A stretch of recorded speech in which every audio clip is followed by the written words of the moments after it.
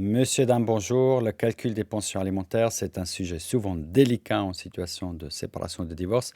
Aujourd'hui, je vous explique comment le faire et je vous présente un outil qui peut vous aider. Pour cela, je vous invite à vous rendre sur la plateforme amiable.ch sur laquelle nous avons développé un calculateur de pension. Vous cliquez sur l'onglet Calcul de pension, ensuite sur Utiliser le calculateur. Et si vous n'avez pas encore de compte chez nous, je vous invite à en créer un. C'est complètement gratuit. Ça vous donne accès à certains outils, par exemple notre guide pour le divorce à l'amiable et surtout justement notre calculateur de pension. Ici, j'ai déjà créé un compte, je suis déjà connecté, tout va tout seul. Et ensuite, on trouve le budget. Alors ici, on a le budget pour madame et pour monsieur, où le système va déjà saisir automatiquement le minimum vital parce qu'il est prédéfini par la loi. Certaines choses sont adaptées tout automatiquement dans le tableau, d'autres, vous pouvez les saisir vous-même.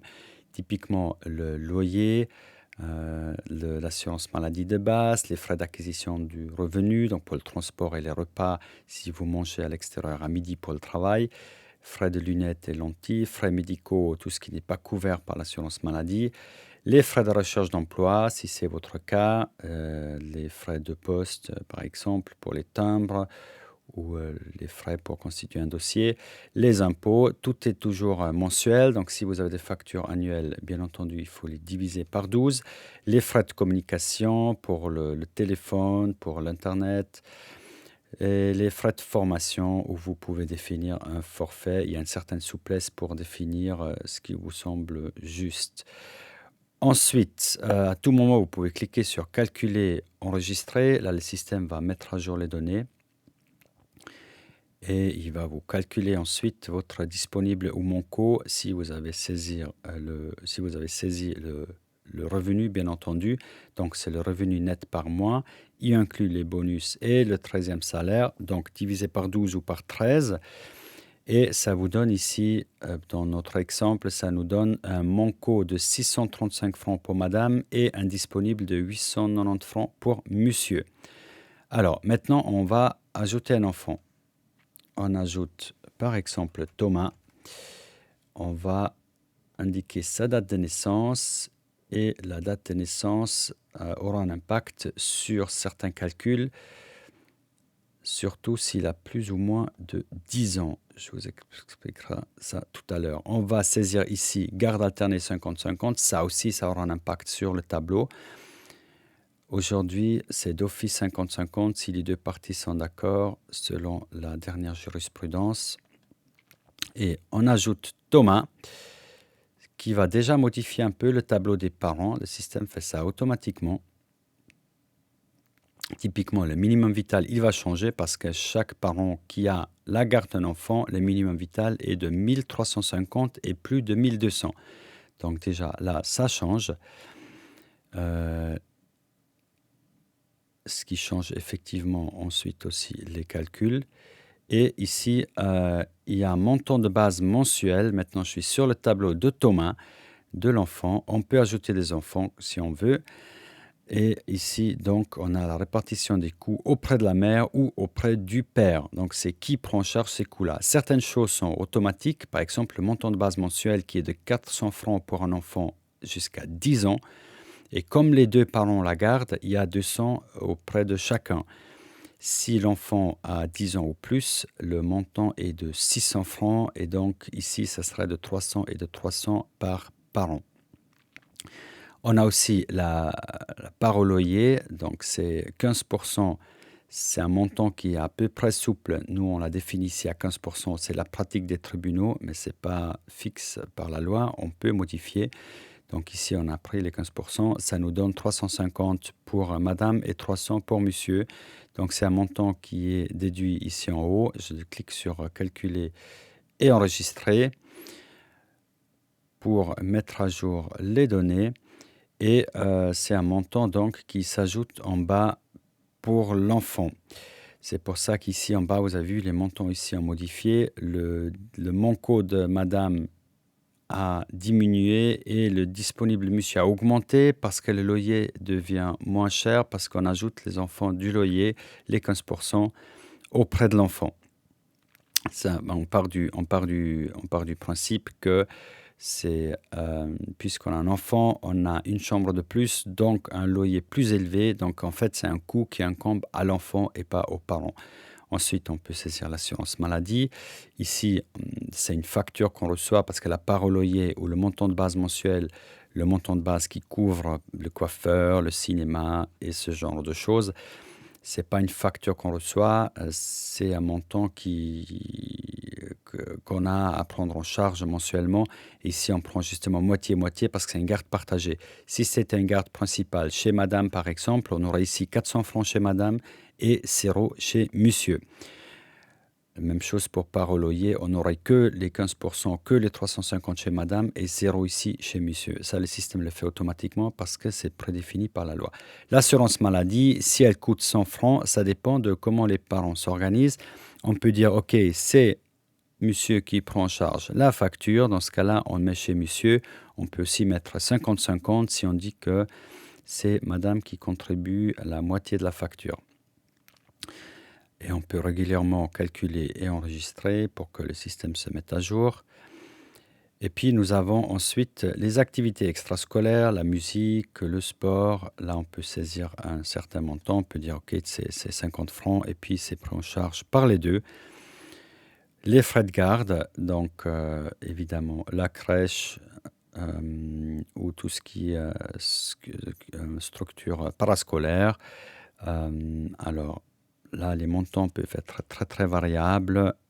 On met maintenant ici juste quelque chose pour la démonstration. Et ensuite, il y a la déduction de l'allocation familiale. Alors, on peut mettre 300 francs, c'est souvent 300 francs. Et puis, on va le saisir là auprès de qui reçoit l'allocation familiale. Donc, on va dire que c'est monsieur qui reçoit. Donc là, vous voyez déjà total des coûts directs. Et puis, le coût direct, donc, c'est les coûts directs de l'enfant. Et ensuite, il y a une contribution de prise en charge. C'est une sorte de salaire hypothétique. C'est un manque à gagner si, par exemple, madame, elle travaille à, par exemple, 80% au lieu de 100% pour s'occuper de l'enfant. Si les 20%, ça correspond à, on va dire, par exemple, 1000 francs de salaire, on met ici 1000 francs. Ça veut dire ça devient un coût de l'enfant. Donc l'enfant coûte 1000 francs de plus à madame parce qu'elle a réduit son taux de travail. On pourrait saisir la même chose auprès du père. Donc là, le système, il donne toute la souplesse possible. Et maintenant, on trouve ici que l'entretien convenable auprès de la mère est de 1650. Il est relativement élevé parce qu'on a la contribution de prise en charge, justement le salaire hypothétique perdu. Et auprès de monsieur, c'est 400 francs. Donc, l'entretien convenable, le total des coûts des deux côtés, c'est de 2050. Et comme nous avons vu avant, en fait, il y a un disponible chez monsieur de 1040 et un manco chez madame de 434. Donc, le disponible ici ne suffit pas pour prendre en charge l'entretien convenable de l'enfant. Maintenant, alors, évidemment, on peut jouer ici avec les systèmes pour avoir un résultat un peu plus adéquat. On peut dire que monsieur, il gagne 6500. Voilà, et on peut dire aussi madame, elle gagne par exemple 5000. Comme ça, elle peut prendre en charge ses propres coûts. Et ça nous donne maintenant ici des chiffres un peu différents. Donc, on aura un disponible pour les deux, un disponible de 566 pour madame et un disponible de 2540 pour monsieur. Et on va maintenant, avec cette nouvelle constellation-là, l'entretien convenable peut être pris en charge. Et à partir de là, on peut faire afficher la contribution d'entretien pour les enfants et la pension alimentaire pour l'autre parent. Donc, quand on parle des enfants, ça s'appelle contribution d'entretien. Quand on parle de l'autre parent, est-ce que l'un des deux verse un montant mensuel pour soutenir l'autre parent? Ça s'appelle pension alimentaire. Ici, ça c'est la partie payante. Donc, vous avez ici toute cette partie-là avec le budget, c'est gratuit. Et pour afficher ici les deux dernières lignes du tableau, c'est payant. Donc vous pouvez tout simplement cliquer ici paiement sans conseil. Là, vous allez avoir les montants qui s'affichent, ou vous pouvez faire un paiement avec 30 minutes de conseil. Dans ce cas-là, vous pouvez automatiquement, sur un lien qui va s'afficher, fixer un rendez-vous avec nous. Comme ça, vous avez pas seulement le résultat, mais aussi nos explications. Et surtout, nos explications vont vous permettre dans quelle mesure vous pouvez adapter les montants qui s'affichent. Il ne faut pas oublier que ce calculateur, évidemment, il ne peut pas calculer tout cas de figure. Il produit un résultat qui est juridiquement valable. Mais évidemment, il peut changer. Déjà, vous avez compris que dans le tableau, vous pouvez changer les données. Certaines choses ne sont pas fixes par la loi. Les 15% de part au loyer, par exemple, ça peut être 10%, ça peut être 20%. Ici, il y a un peu de marge de manœuvre. Et chaque changement modifie évidemment le résultat.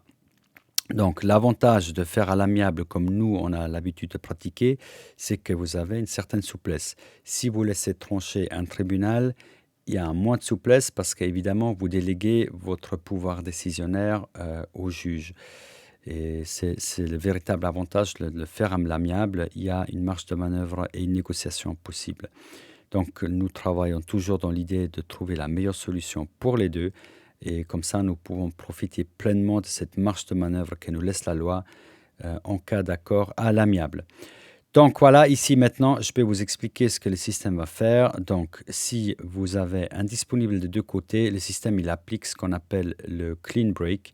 Donc, chacun doit s'occuper de ses propres frais. Donc, il n'y aura pas de pension alimentaire entre les parents. Il n'y a pas monsieur qui doit verser quelque chose à madame parce qu'il a plus de disponibles. Ça, c'est pas défini comme ça par la loi. On pourrait tout à fait dire, monsieur, il gagnait plus que madame. Il peut verser un certain montant X sur une certaine durée, mais d'abord, il doit prendre en charge l'entretien convenable des enfants. Donc ici, 2500, en fait, il va rester que 500 si c'est monsieur qui prend en charge. Donc ici, typiquement, on pourrait dire que monsieur, il prend en charge l'ensemble du coût des enfants. Comme ça, il va lui rester à peu près 500 francs. Madame, il lui reste aussi 500 francs. Ils sont équitables et ça pourrait être considéré comme une bonne solution juste et équitable. Dans ce cas-là, monsieur, il verse 650 voilà, 650 ou 1650 si on rajoute les contributions de prise en charge à madame pour qu'elle puisse, elle, couvrir les frais de l'enfant de son côté. Et pour les pensions alimentaires pour l'autre parent, dans ce cas-là, ce qui me semblerait équitable, c'est qu'il n'y en a pas parce qu'ils sont à égalité avec les disponibles à la fin du mois et monsieur prend en charge l'ensemble du coût des enfants. Voilà. On peut faire autrement, ça dépend après de ce que les parties veulent et de ce qui leur semble juste et équitable. Voilà, donc je vous invite à utiliser ce calculateur. Vous pouvez aussi ici cliquer sur télécharger un PDF, ce qui va vous ouvrir le budget en format PDF. Vous pouvez le télécharger et puis l'utiliser pour vous, pour le garder dans vos dossiers. Donc voilà comme ça se présente. Vous avez ici la même chose qu'on vient de voir sur le site ici avec le tableau des parents et plus bas le tableau de l'enfant. Voilà, donc c'est comme ça que ça se passe. N'hésitez pas à utiliser le calculateur, à faire un paiement si vous souhaitez avoir effectivement le calcul qui se fait. En cas de manco d'un côté, si par exemple madame, ici on peut vite faire la démonstration, si madame n'a que 4000 francs au lieu de 4500, elle a un manco. Et dans ce cas-là, le système, il va plus appliquer ce qu'on appelle le clean break. Donc, chacun s'occupe de ses propres frais. Mais dans ce cas-là, le système, il fait la répartition de l'excédent. Donc, on calcule de ce qui reste à monsieur. Et puis, on fait une répartition selon un calcul un peu compliqué. On appelle ça selon les grandes têtes et petites têtes. Donc, selon le nombre d'enfants. Et après, on distribue ce qui reste à la fin du mois auprès de monsieur. Ça, le système le fait évidemment automatiquement. Voilà, j'espère que ça vous aide. N'hésitez pas à booker une séance de conseil avec nous. On peut vous expliquer tout en détail et on peut aussi vous expliquer la marge de manœuvre que vous avez pour trouver une bonne solution pour vous. Merci et à bientôt.